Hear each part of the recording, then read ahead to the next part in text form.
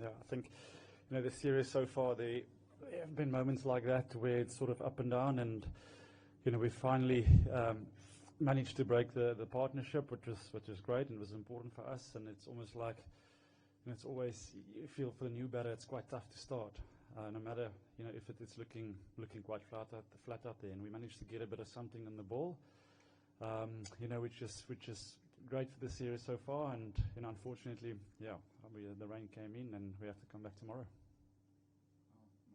Indians came charging out of the blocks in the post-tee session. So what was the conversation? Because earlier, a couple of days back, Rasid said that when initially things weren't going, the bowlers went into a huddle, had a discussion, and then things started to change in the post-lunch. So did something similar happen? Yeah, I think it's just, you can't really afford to throw in the towel on a very important test match. And for us, it was key to, like I said, to break that partnership, get a new batter in.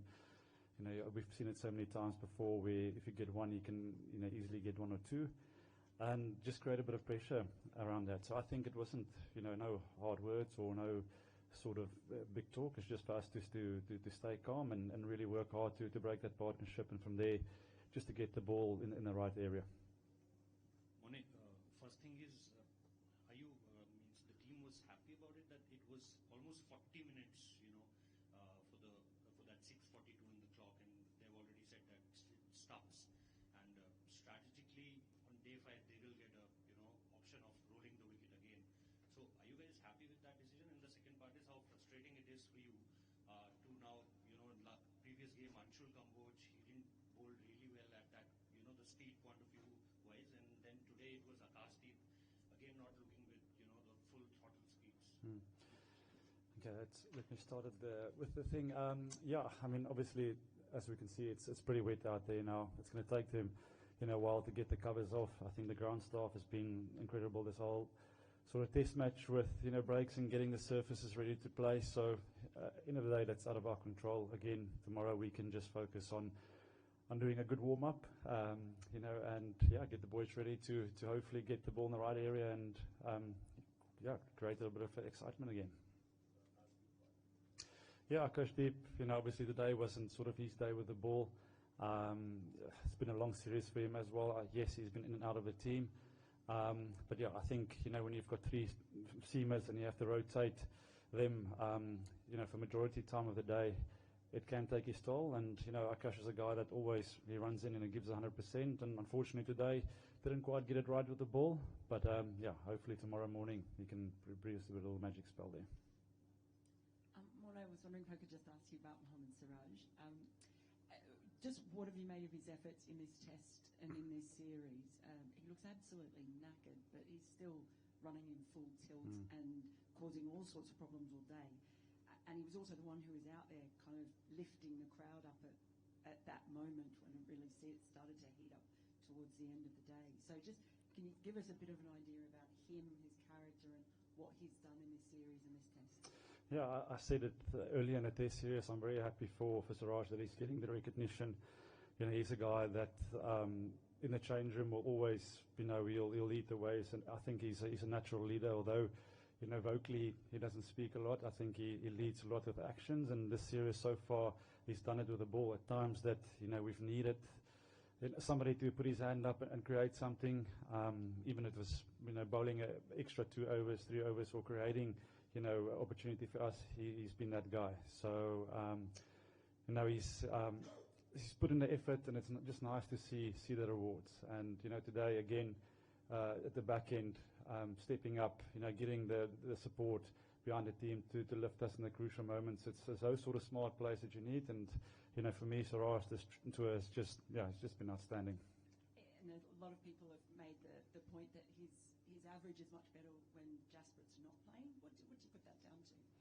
Yeah, I think it is for him. It is recognizing the moment that he is not a leader of the attack when Jasper is not playing. And I'm not saying that he's shying away from that when Booms is not there. But there's you need to set the tone as a new ball bowler or the first change bowler or a guy who's played more than 30, 40 tests. So I think he just enjoys that opportunity when it's given to him. And he said it yesterday, I think, in an interview. He just loves playing for India and putting the shirt on and performing. And that's what you want from your fast bowler. An important series, 5-test series, a guy that's always willing to take the ball, and a guy's always putting his hand up to say, listen, I want to do it for the team. Even before the start of a test, there was conversations with him just to check in how he was feeling mentally and how he's feeling physically because of the amount of overs. But he was the first guy to say, listen, I want to play this test match. I want to win it for the team. So not just the bowling front, but it's the attitude for me that is great. And if you've got a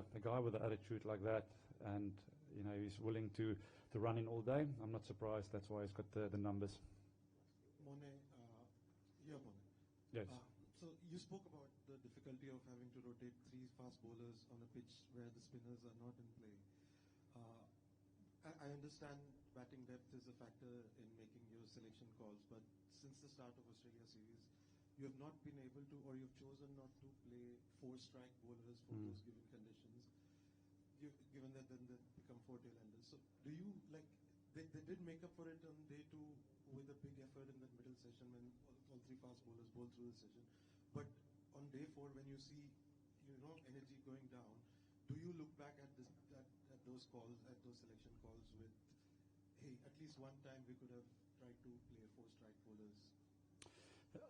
To be honest with you, that was part of the conversation before every selection so far, and we just felt leading into the test match, if you looked at the wicket and sort of the overhead conditions for the first 3 days, they felt that going with the extra batter was going to be important.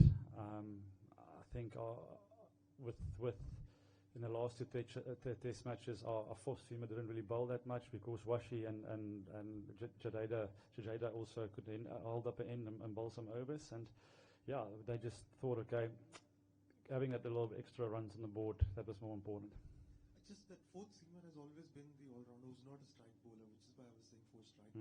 Yeah, no, 100%. That's a good question, and I think that's something we'll obviously reflect on after the tour, things we could have done better. Can you talk about Prasid? He comes on and he takes those 2 crucial wickets, including someone like Joe Root, who is unflappable most of the time. Yeah. And then I'll ask Joe the same thing, but what is it about Prasid and what did you see in that spell that turned, in a way, the match has turned on its head? Yeah, I think, in the same breath with Siraj, Prasid has also on this tour found a bit of confidence. If you looked at the first test match to where he is today, his consistency, his line and lengths, I think has improved a lot. And he's a guy that I believe can be a very good test bowler for South Africa. He's just a guy that needs a bit of time. He just needs to be backed in a bit of confidence. And every spell, he's a guy that can create that magic ball for you with the extra bounce and pace. So, I think for him, he's getting better and better each sort of test match he plays. What was the feeling? Oh, I was very happy, very happy. Joe's given me many sleepless nights, or us sleepless nights, and obviously again just showed his class today. So very happy when we got the back of him. Thank you. Thanks.